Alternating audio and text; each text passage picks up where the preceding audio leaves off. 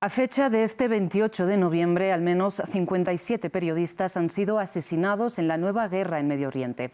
4 israelíes, 3 libaneses y 50 palestinos, según las cifras del Comité para la Protección de Periodistas, que considera el periodo transcurrido desde el 7 de octubre como el más mortífero para los reporteros en más de 3 décadas de registros. La Federación Internacional de Periodistas recuerda a los reporteros en el terreno que en condiciones tan peligrosas tomen precauciones y usen equipos de seguridad profesional. Sin embargo, recordemos este momento, que vale más que 1000 palabras, de cuando el corresponsal de la televisión palestina, Salman al-Bashir, se enteró de que un ataque israelí acababa de matar a su colega Mohamed Abu Hatab. Son imágenes del 2 de noviembre en Khan Yunis. لا حماية دولية على الإطلاق ولا حصانة لأي شيء. لا تحمينا هذه الدروع ولا تحمينا هذه القبعات. إنها مجرد شعارات نرتديها فقط. هي لا تحمي أي صحفي على الإطلاق لا تحمينا هذه الدروع. ¿Qué implicaciones tiene el asesinato de periodistas para el acceso a la información sobre lo que ocurre en la Franja de Gaza? ¿Por qué no puede acceder prensa internacional al enclave si no es en compañía del ejército israelí? ¿Quién gana el relato de esta guerra? Lo debatimos aquí en France 24 con Francisco Forjas. Él es excorresponsal de Radio Nacional de España en Oriente Medio desde Jerusalén durante 8 años. También nos acompaña Temoris Greco. Él es periodista, corresponsal de guerra y documentalista. Muchísimas gracias, Francisco y Temoris, por aceptar esta invitación al debate de France 24. Y antes de empezar, les recuerdo a ustedes que pueden hacernos llegar sus comentarios en las redes sociales y también volver a escuchar este y otros programas en YouTube y en las principales plataformas de audio. Ahora sí, empezamos. Y quiero aprovechar que ambos nuestros invitados han sido reporteros y corresponsales de guerra y han trabajado sobre el terreno en Medio Oriente para preguntarles por su experiencia en Israel y los territorios palestinos en términos de poder ejercer con libertad su oficio. Empiezo por usted, Francisco. Bueno, es evidente, buenos saludos desde España en este caso, es evidente que el ejercer el periodismo en los territorios ocupados, en este caso en Medio Oriente, pero especialmente en Israel y en los territorios ocupados es bastante complicado. Es muy duro, puesto que Israel está empeñado en que la verdad no se conozca en muchos aspectos y a muchos niveles. La situación, ya no ahora en estos momentos, después de ese violento ataque de Hamás, total y absolutamente execrable y total y absolutamente criticable, pero es evidente que Israel... Parece que hemos perdido la conexión con Francisco. Mientras la recuperamos, le traslado esta pregunta a usted, Temoris. Un placer volver a saludarlo desde los estudios de France 24, donde ya nos habíamos encontrado en otras emisiones. Le pregunto también por su experiencia trabajando en Israel y los territorios palestinos. Sí, bueno, es complicado. Por un lado, uno puede obtener de parte de una oficina del primer ministro una acreditación de prensa que debería facilitar la cobertura. Pero en varias ocasiones esta no ha servido de nada, a veces porque los policías, la policía de fronteras que se llama Magaf o los soldados no saben qué es esta acreditación, que es una acreditación de color azul que tiene el emblema del gobierno israelí y sin embargo no es reconocida por los soldados o por la policía, que es esta que está aquí. Pero también ocurre que a veces sí saben qué es, sí la reconocen y, sin embargo, no conceden acceso o incluso agreden. Yo hace 14 años que he estado cubriendo sobre el terreno los territorios palestinos e Israel y cada vez es más hostil la actitud de los miembros de las fuerzas de seguridad. En general, nunca he tenido problemas con la parte palestina. Sí, en ciertos puntos sensibles, por ejemplo, en campos de refugiados, en donde el ejército de Israel suele intervenir para arrestar o para asesinar a miembros de los grupos de la resistencia, sí hay, a veces te hacen preguntas porque están infiltrados, porque saben que hay informantes y que esos informantes señalan las casas donde viven o los lugares donde pueden estar las personas que busca el ejército de Israel y quieren impedir eso. Pero por lo general, después de responder algunas preguntas, ya te dejan tranquilo. Esto no ocurre cuando hay personas que toman decisiones ahí que no necesariamente están controladas desde la oficina del primer ministro, sino que tienen un cierto grado de autonomía para dejarte o no pasar, o para hostigarte, para arrestarte, para interrogarte. Y esto se hace particularmente más complicado con el tema de los colonos que antes pues eran protegidos por soldados, pero también tenían algún tipo de limitaciones por parte de los soldados, pero que ahora, a partir de que empezó la guerra, los han uniformado, les han entregado armas, y ahora son los colonos los que son los soldados y los que toman las determinaciones.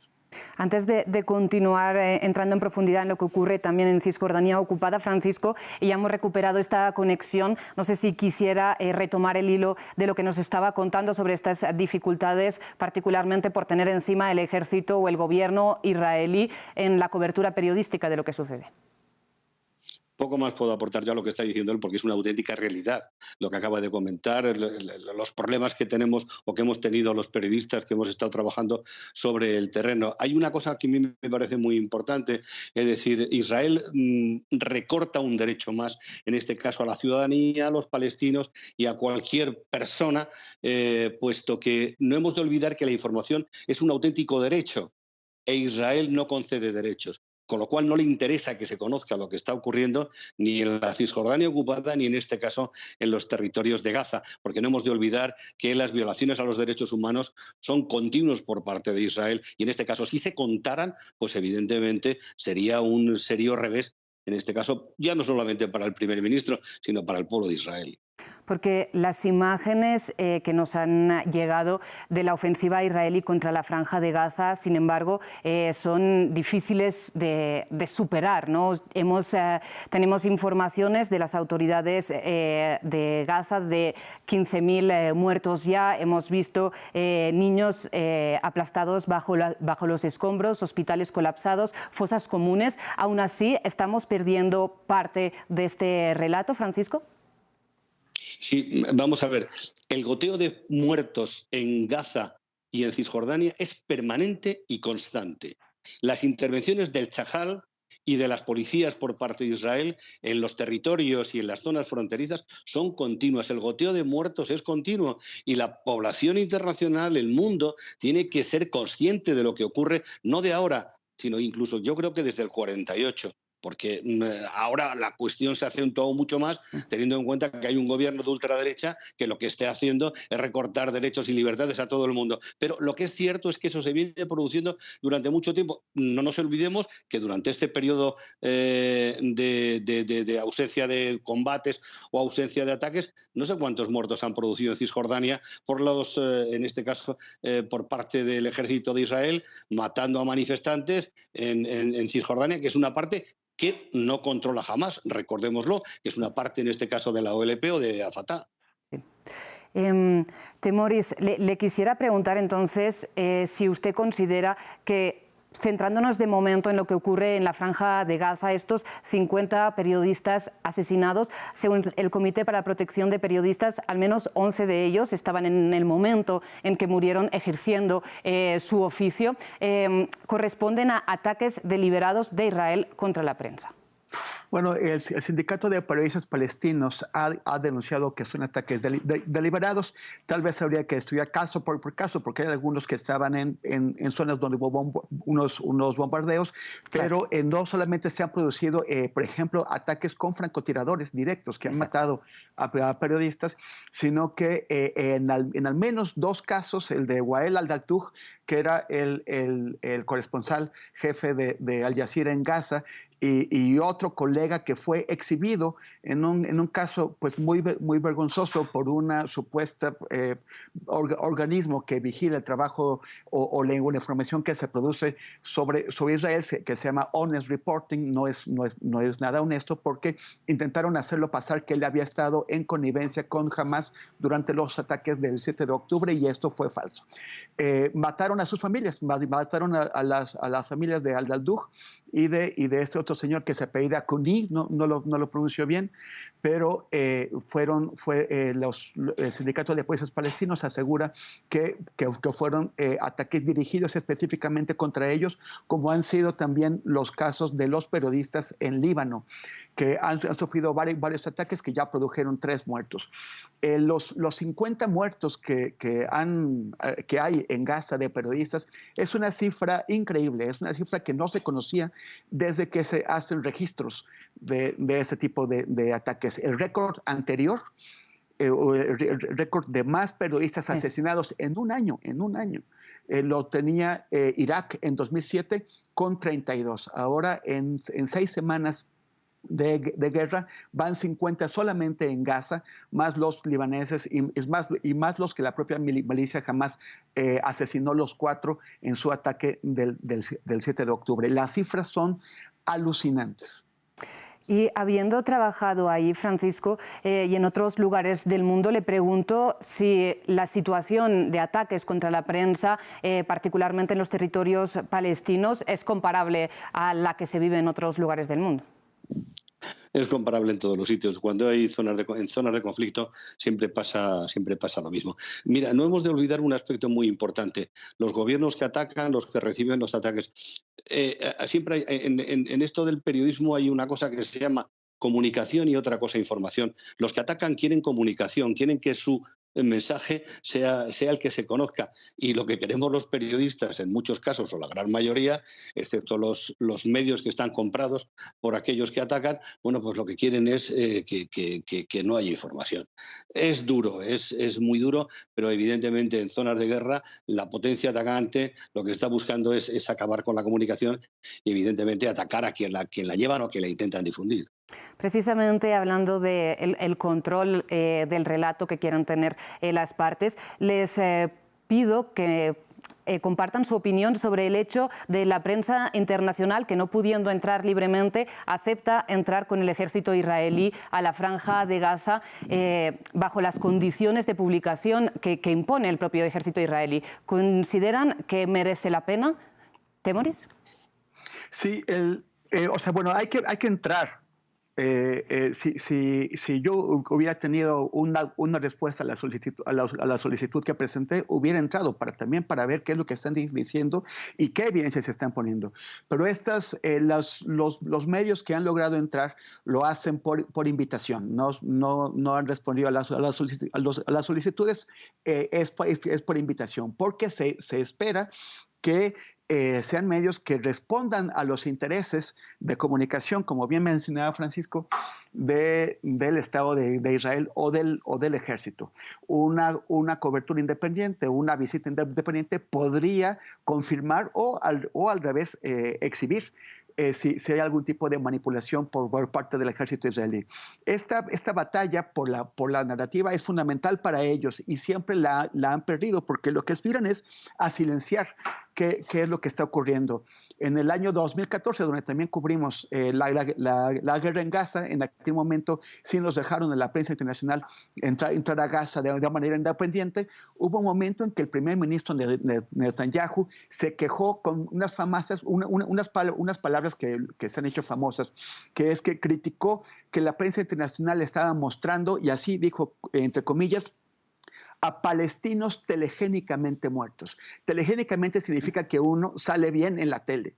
Sí. Y cuando dice que son palestinos telegénicamente muertos, es como si los palestinos se hicieran matar para que la prensa internacional lo sacara en la tele. Ahora ya no quieren que nadie saque eso. Están exterminando la prensa palestina que está en Gaza y están impidiendo que la prensa que desea hacer coberturas independientes, coberturas fuera del control del ejército, se acerque a Gaza.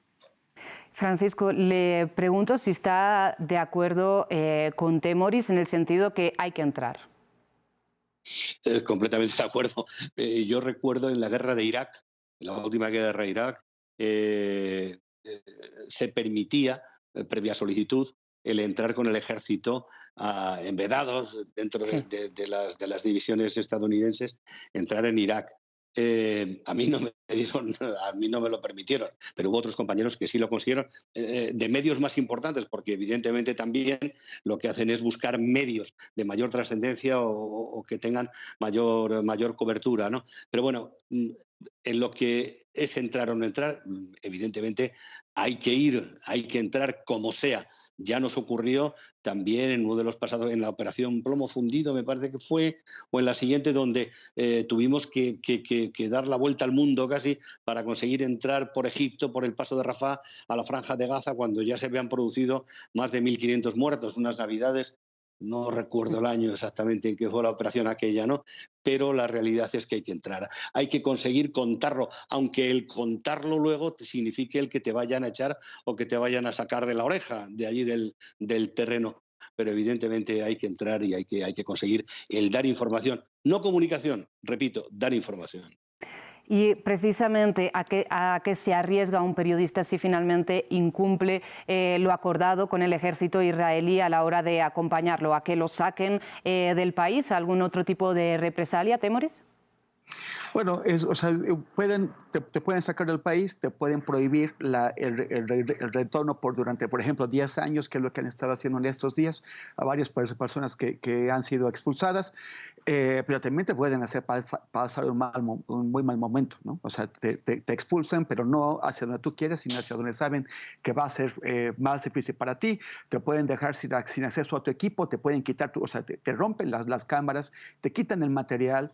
De manera que si no lograste transmitirlo a tiempo, pues a final de cuentas es en vano el esfuerzo que hiciste por ir a grabar o ir a fotografiar lo que están haciendo ahí. Te pueden someter a interrogatorios que no tienen por objetivo realmente obtener información, sino solamente hostigarte y hacerte pasar un muy mal rato. ¿Y eso le ha pasado a usted, Témoris? He tenido interrogatorios, pero más bien han sido de acceso, en donde, o de salida.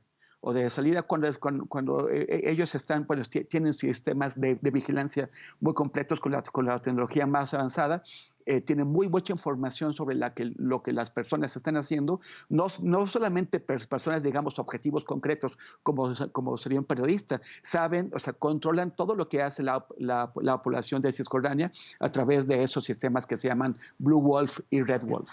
Entonces, el que uno sale y te hostigan, por ejemplo, te pueden hacer perder un vuelo muy importante, y en el caso cuando uno es un periodista independiente o viene de un medio pequeño, esto puede significar una sangre económica considerable. Ellos saben cuál es la forma de hacerte desear no volver a ir a darles la lata.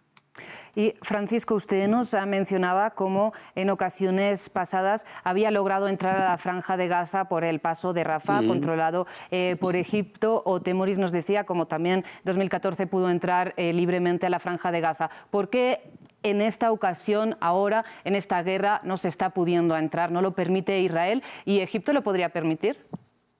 Vamos a ver, Egipto va de la mano de Israel absolutamente para todo, con lo cual lo que dice Israel es lo que hace Egipto. Y si dice Israel que no se pasa por el paso de Rafah o por el paso de Eret, no se pasa. Y no pasa absolutamente nadie. Esa es la situación. Pero abundando un poco en lo que está diciendo el compañero, yo te podría relatar 1001 momentos en el aeropuerto de Ben Gurión, efectivamente hacerte perder vuelos, abrirte maletas, quitarte el material, tomarte las huellas digitales. Es decir, son cosas que nos han pasado prácticamente a todos los que ejercemos. Tengo compañeras que no han vuelto a poder entrar en Israel porque se las considera una compañera de la cadena SER, de aquí de España. Exactamente le ocurrió no hace muchísimo tiempo. Es decir, lo que les interesa fundamentalmente es que no se conozca, que no se diga absolutamente nada de lo que está ocurriendo o de lo que ellos exactamente hacen. Mira, a mí, por ejemplo, en esta tregua me parece altamente vergonzoso el que se esté liberando a gente que llevan 9 y 10 años sin juicio, encerrados en las cárceles. Adolescentes, niños, niñas, que el único delito que cometieron fue simplemente protestar ante el ataque de la policía israelí. Bueno, pues todo eso, si lo cuentas, eres antisemita. O sea, lo primero que te dicen, lo primero que te escupen es antisemita. Oiga, mire usted, yo no tengo nada contra el pueblo judío, absolutamente para nada. Yo sí estoy a favor de los derechos humanos y los derechos humanos competen a todos. Y eso es lo que no interesa que se vea. Por eso la prensa no interesa que esté allí, que sea testigo de lo que está ocurriendo, de la crudeza con la que se disuelven las manifestaciones, no solamente en este periodo de tregua o en los periodos previos al ataque execrable, repito, de Hamás. Pero me gustaría decir una cosa con el tema de Hamás y no me desvío más. Hamás consiguió ganar las elecciones que se celebraron en la Franja de Gaza, después de que se lo venían exigiendo durante un montón de tiempo. Y al final Hamás no pudo gobernar en la Franja de Gaza, bien por la oposición, en este caso de Fatah, o en este caso también con el apoyo de Israel, porque no les interesaba. Es decir, pues después de exigírselo, al final no han podido ayudar, ni trabajar, ni hacer absolutamente nada. Entonces, lo que hay que hacer es una tarea pedagógica más intensa para poder explicar a la población qué es lo que está ocurriendo. Lo que ocurre, claro, es que los grandes medios internacionales están dominados por el capital, en este caso, de Estados Unidos y en muchos casos también por capital de judío, con lo cual no se puede contar o no llega. Solamente llegan las grandes informaciones o las informaciones cuando el número de muertos supera los 5.000 y casi siempre pertenecen al grupo de los palestinos. Temoris, le quiero preguntar por si coincide en el hecho de que Israel utiliza, digamos que convierte cualquier crítica contra las acciones del propio Estado, del gobierno, del ejército israelí contra la población palestina en una crítica antisemita y de esta forma, digamos, evita la crítica internacional. ¿Está de acuerdo en la instrumentalización de este término? Bueno, sí hay un esfuerzo por acallar las críticas con esta acusación. Cuando provienen de una persona que no es judía, la acusan de antisemita. Cuando son judíos, cuando son personas judías, como hay decenas de miles en el mundo y en Israel también que están protestando contra el exterminio que se está llevando a cabo en Gaza, los llaman judíos que se autoodian, self-hating Jews. Y eso es una forma pues bastante barata que no solamente son acusaciones injustas y acusaciones abusivas, sino que le quita contenido a la palabra. Le quita, es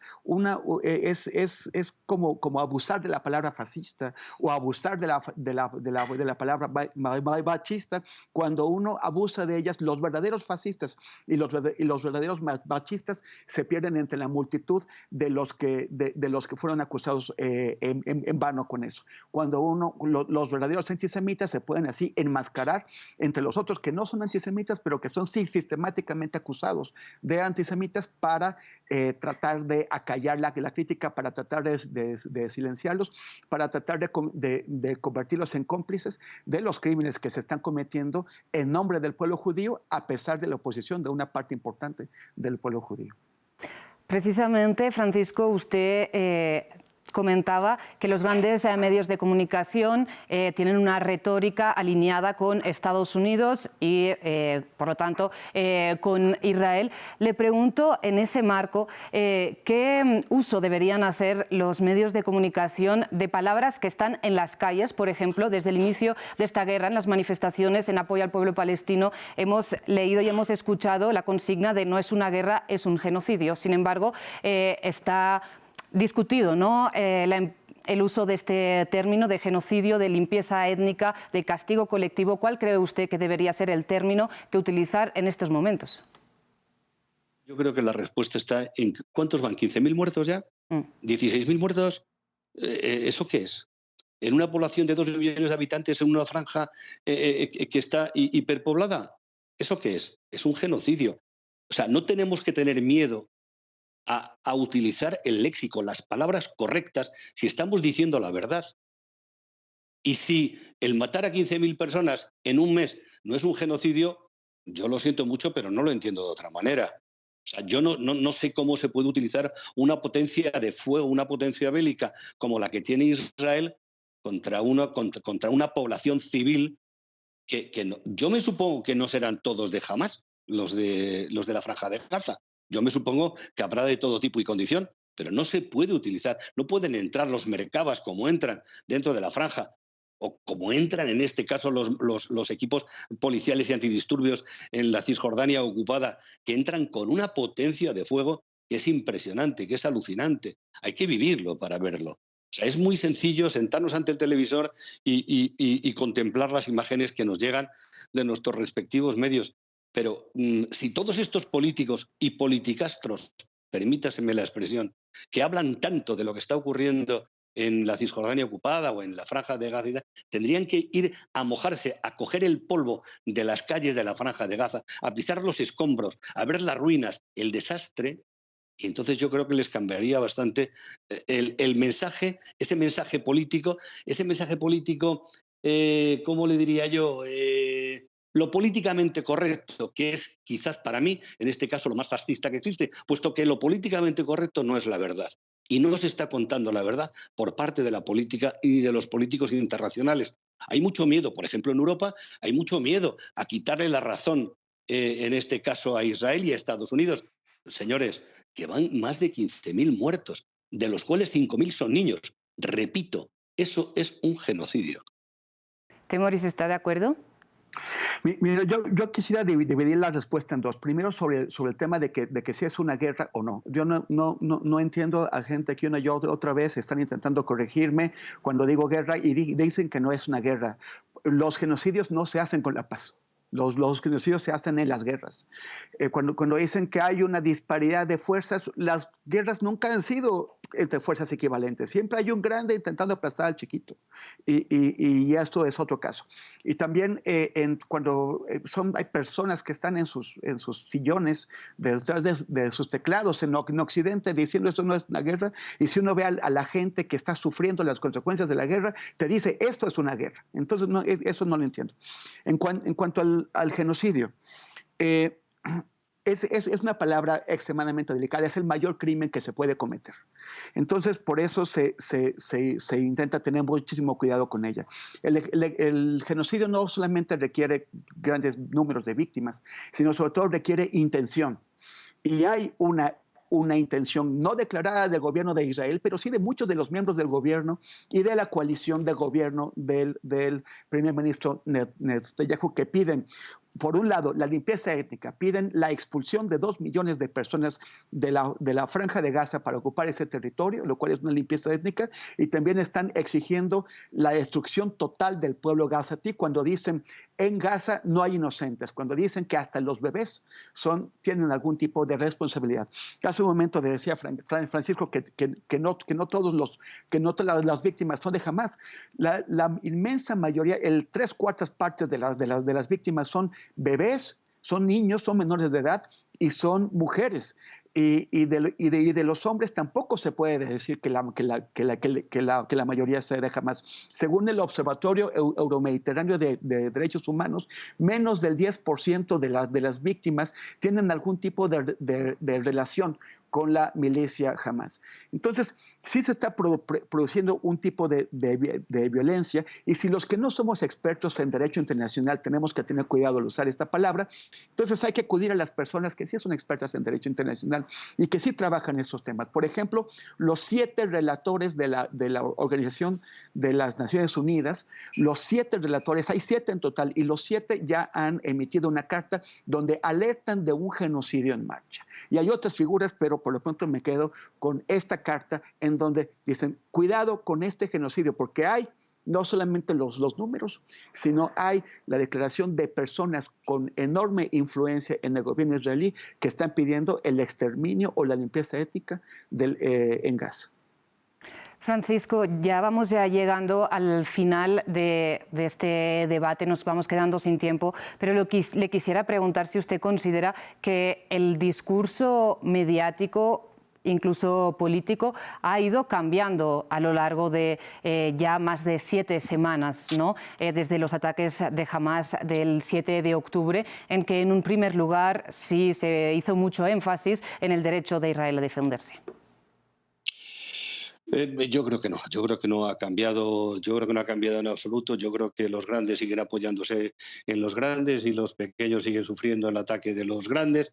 Sí, yo creo que esto no cambia absolutamente para nada. Solo he visto al presidente español, a Pedro Sánchez, el otro día, llamar a las cosas por su nombre, hablar de lo terrible que es el número de víctimas que está ocasionando los ataques de Israel. Es decir, pero el resto, o sea, a mí me da muchísima pena ver como, por ejemplo, Francia se alineaba directamente con Estados Unidos, que Estados Unidos, por cierto, ya ha anunciado que corta su relación o, en este caso, rebaja su participación en la guerra en Ucrania para seguir apoyando a Israel. Pero es que está apoyando un gobierno de extrema derecha, no se nos olvide, que es el que está forzado por la coalición esa tan extraña, ese camarote de los hermanos Marx, que es en este caso el gobierno israelí, que es lo que exige es la desaparición, en este caso del pueblo gazatí o en este caso de los palestinos. Porque todo esto que ocurre no ocurre solamente con la gente de la población de Gaza, sino pasa en Jerusalén Este, pasa en Cisjordania, pasa en Gaza, pasa en muchos sitios. Es decir, esto no es una cuestión aislada. Es decir, el sufrimiento del palestino es un sufrimiento constante y continuo en toda la zona en la que se concentran, ¿no? Pero bueno, el discurso, repito, no ha cambiado y yo creo que no va a cambiar, puesto que evidentemente hay que dar la razón al poderoso Estados Unidos de que está bien lo que está haciendo y claro, ¿qué vamos a hacerlo? Se me ocurren muchísimas cosas que no me apetece decir, evidentemente, pero la masacre, no voy a decir genocidio ahora, voy a decir masacre, esa masacre, esos más de 5.000 niños muertos, pero perdona, ¿hasta dónde puede llegar el sufrimiento humano? ¿Cómo podemos aguantar lo que está pasando? Yo no lo siento mucho, pero no me cabe en la cabeza. Yo no sé cómo vivieron nuestros antepasados la Segunda, la Primera Guerra Mundial, etcétera, etcétera, etcétera. Yo lo que sé es que lo que nos está tocando vivir tiene una dimensión apocalíptica. Pero ¿dónde vamos a llegar si permitimos que se maten a 5.000 niños en un mes? Por favor. Y en el marco de estas denuncias, rápidamente, para tener la conclusión de cada uno de ustedes, ¿cuál creen que es el papel de la prensa internacional, no? Temoris, cierro con usted. Bueno, yo esperaría una prensa internacional que rompiera estos límites, estas mordadas que han estado imponiendo. Me ha sorprendido, no recuerdo haberlo visto, que varias redacciones, hasta los empleados entre periodistas y otro tipo de empleados en varios grandes medios de comunicación como el New York Times, como el Boston Globe, han tomado las redacciones para denunciar la parcialidad editorial que se impone desde las direcciones y exigir coberturas que tomen en cuenta, que no llamen, por ejemplo, a unos rehenes y a los otros prisioneros cuando de un lado y del otro tienen rehenes, que no relativicen el sufrimiento de las madres palestinas y enfaticen el sufrimiento de las madres israelíes. Todas las madres están sufriendo ahí, solamente que hay unas que están encerradas en esta caja de zapatos que es Gaza, en donde están llenando de bombas. La prensa tiene que ayudar a generar esa presión, ese involucramiento de la opinión pública en forzar a los gobiernos a abandonar esta hipocresía. Esa Unión Europea que lleva el discurso de los derechos humanos y del derecho humanitario internacional por aquí y por allá, y que ahora dice que está bien que Israel, que se está defendiendo, que acabar con la población de Gaza es de ofenderse, no puede continuar con esa hipocresía. Es una hipocresía devastadora, y lo mismo se puede decir de Canadá, de Japón, de Estados Unidos. En países como el mío, sí, como en México, el gobierno ha adoptado una postura de sí está mal lo que hace Israel, pero no tenemos por qué hacer nada. Eso no puede continuar. Tiene que haber posturas más activas e involucradas para conseguir que las cosas cambien, porque este es sí, el peor crimen contra la humanidad que nos ha tocado ver en nuestras vidas. Francisco, su conclusión rápidamente. Mi conclusión, si es que yo creo que hemos tocado todos los puntos, la prensa internacional evidentemente tiene que salir hacia adelante, tiene que contar la verdad de lo que está ocurriendo allí, se nos tiene que permitir a la prensa el entrar, el ver, el poder contar, pero claro, eso es una cuestión ahora mismo imposible, puesto que Israel no lo va a permitir. Además es que lo que apuntaba Temporis hace un momento, o sea, Israel tiene derecho a defenderse, pero vamos a ver, ¿a defenderse de qué? Pero si es que Israel se viene comportando desde el año 47 como el matón del patio del colegio, como el abusón con los más débiles. O sea, es que los ataques de Israel contra la población palestina son auténticamente vergonzosos. Lo que ocurre es que en el mundo las noticias sobre lo que ocurre en Oriente Medio, o en este caso en los territorios palestinos, no son noticia hasta que no pasan 1000 y pico, 2000 muertos. Hasta que no hay 2000 muertos encima de la mesa de las redacciones, no son noticia. Primero, pues porque hay medios como la Fox, por ejemplo, diría la CNN a ratos, diría otro montón de medios. Permítame citar solamente estos dos. Pero hasta que los grandes medios no toman conciencia de ello, no es noticia. Y la verdad, repito, Israel, ¿de qué se tiene que defender si está atacando permanentemente? Si con esa potencia apocalíptica de fuego que tiene militar, hace lo que le da la real gana. Y la prensa tendríamos que tener la libertad suficiente para poder contarlo, para poder entrar, para poder acceder, para poder ver, para poder dar voz a los médicos palestinos, a las organizaciones humanitarias, a la gente de la calle que en estos momentos está viendo cómo su casa no es más que un montón de escombros. Francisco, pues muchísimas gracias por esta conclusión y por su participación en este debate. Lo mismo le digo, Temporis, un gusto conversar con ambos. Les agradezco mucho que han estado con nosotros en France 24. También le agradezco su trabajo al equipo de producción y a todo el equipo técnico que, como siempre, hace posible esta y todas las emisiones de esta cadena. Y a ustedes, como siempre, gracias por su atención. Ya regresamos.